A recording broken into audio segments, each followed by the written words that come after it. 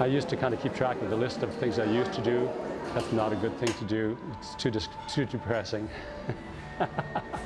This is what retirement was supposed to look like for Rob Loewen. The plan was that he would be able to focus full-time on his lifelong passion of entertaining through clowning and juggling.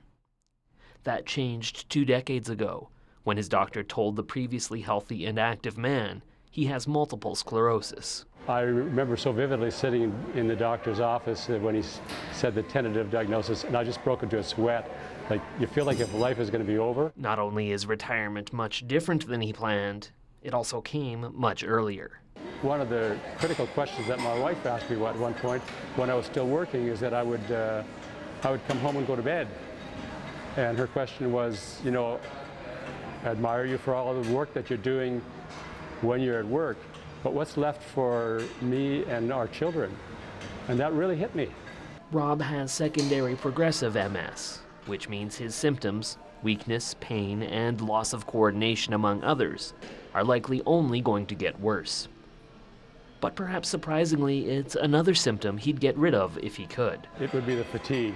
It's, you know, like, yeah, I know I'm hobbling and limping along, but I can put up with that way better than I can with just the fatigue is so invasive, so totally consuming, not just physically, but emotionally and psychologically as well. As he watched his ability to be involved in his passions of clowning, running, cross-country skiing, and even walking his dog slip away, Loewen initially struggled to find ways to stay active. Okay, let's move the arms. Eventually, he began taking part in this exercise class for people with MS at the YWCA.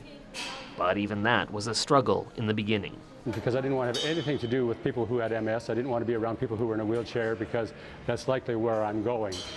I've since had a complete change of heart on that because I've met some wonderful friends here and we banter and tease each other and we have serious conversations sometimes. Rob says the class has made a huge difference physically and mentally.